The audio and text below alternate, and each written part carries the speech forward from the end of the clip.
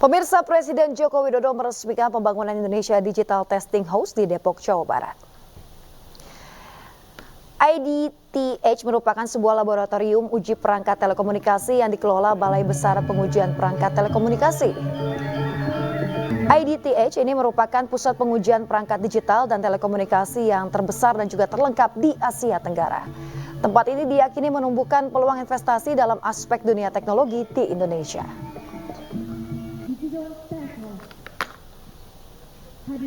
Memiliki Indonesia Digital Test House, pusat pengujian perangkat yang berstandar internasional yang tadi telah disampaikan oleh Menteri Kominfo, terbesar dan terlengkap di Asia Tenggara, dan ini akan menjadi pusat sertifikasi perangkat digital terdepan di kawasan. Saya tadi sudah muter ke semua ruangan, memang perangkatnya. Kasus penggelapan dana dan tindak pidana pencucian uang oleh pimpinan Pondok Pesantren Al Zaitun berlanjut dengan dihadirkannya 10 saksi di Pengadilan Negeri Jakarta Selatan. Kuasa hukum dari Panji Gumilang menyatakan bahwa kesaksian dari para saksi berhasil membantah adanya tindak pidana.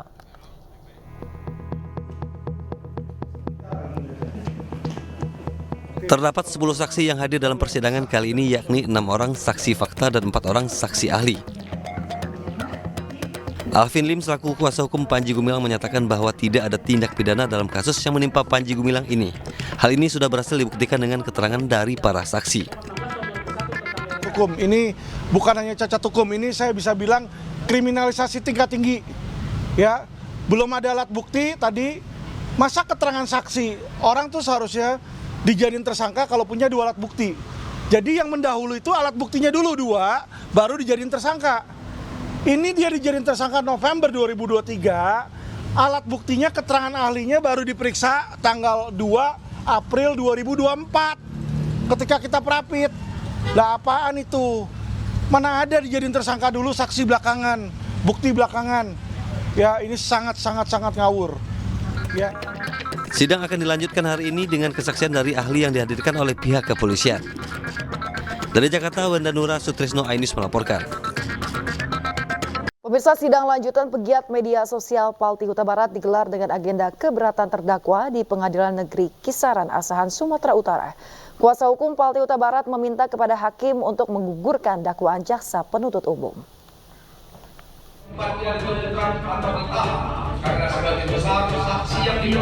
Terdakwa Palti Huta Barat kembali menjalani persidangan dengan agenda membacakan nota keberatan atau eksepsi di Pengadilan Negeri Kisaran Asahan pada Selasa siang. Kuasa hukum Palti Huta Barat meminta kepada hakim untuk menggugurkan dakwaan jaksa penuntut umum. Sebelumnya pada sidang kedua, Palti Huta Barat didakwa pasal berlapis Undang-Undang Informasi Transaksi Elektronik atau ITE atas postingannya di media sosial. Sidang akan dilanjutkan pada Selasa depan dengan agenda tanggapan jaksa atas keberatan terdakwa.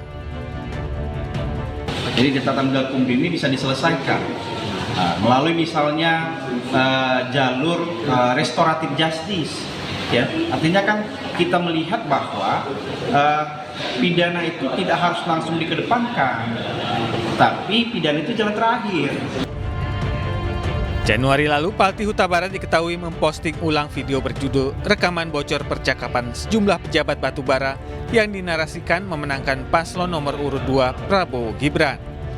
Dari Asahan, Sumatera Utara, Ulil Amri, Ainus melaporkan.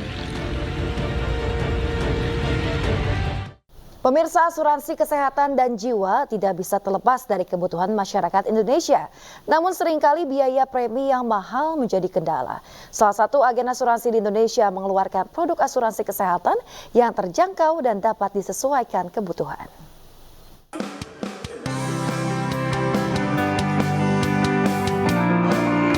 PT Prudential Life Assurance atau Prudential Indonesia bersama Prudential Syariah Selasa siang di Jakarta resmi meluncurkan produk asuransi kesehatan terbaru yakni ProWell Medical dan ProWell Medical Syariah.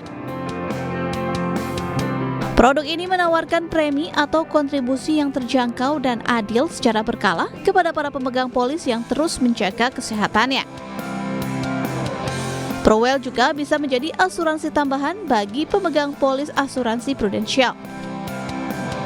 Jadi ada 4 jenis produk untuk Pruwell ini, masing-masing memberikan fleksibilitas. Jadi nasabah bisa memilih jenis plan yang diinginkan, yang berhubungan dengan benefit yang sesuai dari harapan masing-masing keluarga maupun budget-budgetnya. Jadi tiap-tiap keluarga bisa menentukan sendiri, kira-kira kalau dirawat inap itu memerlukan biaya yang seperti apa, dan limit yang diperlukan itu seperti apa. Tentunya untuk limit yang semakin tinggi, biayanya akan semakin tinggi juga ya. Jadi nasabah memiliki fleksibilitas untuk memilih apakah ingin ditempel ke produk asuransi jiwa sebagai asuransi tambahan ataupun asuransi kesehatan berdiri sendiri. Melakukan data analytics, jadi dari data-data klaim yang sudah kita lakukan, kita olah lagi di mana yang sebenarnya pengobatan yang diperlukan, yang tidak diperlukan itu kita olah lagi, di mana yang harganya lebih tinggi, di mana harga lebih rendah, yang tinggi kita akan negosiasikan lagi.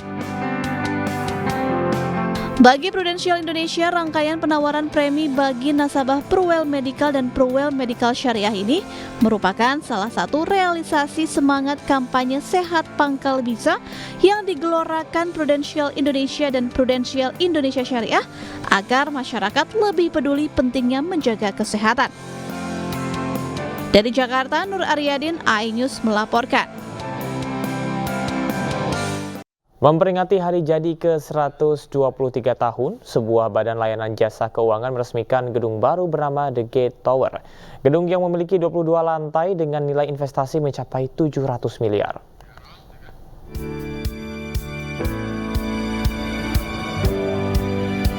Grand launching The Gate Tower PT Pegadaian resmi digelar di Jalan Keramat Raya, Senen, Jakarta Pusat. Turut hadir dalam peresmian ini Wakil Menteri BUMN Kartika Wiratmojo, Wakil Direktur Utama BRI Catur Budi Harto, Komisaris Utama PT Pegadaian Loto Sri Naita Ginting, dan Direktur Utama PT Pegadaian Damar Latri Setiawan. Gedung yang memiliki 22 lantai dengan nilai investasi mencapai 700 miliar ini diresmikan dengan diawali pemotongan pita.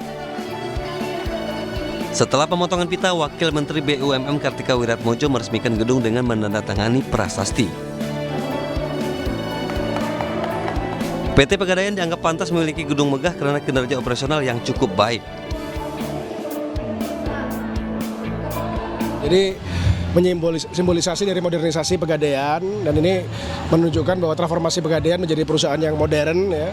Dan saya tadi pesan bahwa ada 2 pesan. Pertama, supaya peran Pegadaian dalam holding ultramikro semakin bermanfaat buat masyarakat, karena kita ingin masyarakat juga naik kelas dengan pembinaan di ekosistem ultramikro BRI Pegadaian PNM. Direktur Utama PT Pegadaian Damar Latri Setiawan akan meningkatkan pelayanan dengan produk baru untuk investasi masyarakat.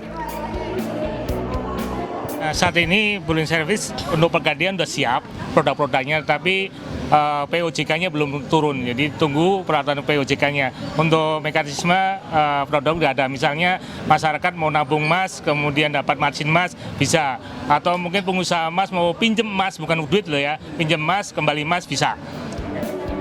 Gedung megah sebagai simbol transportasi PT Pegadaian diharapkan akan memperkuat posisi PT Pegadaian sebagai perusahaan yang bertanggung jawab dan visioner di mata para stakeholder dan masyarakat luas.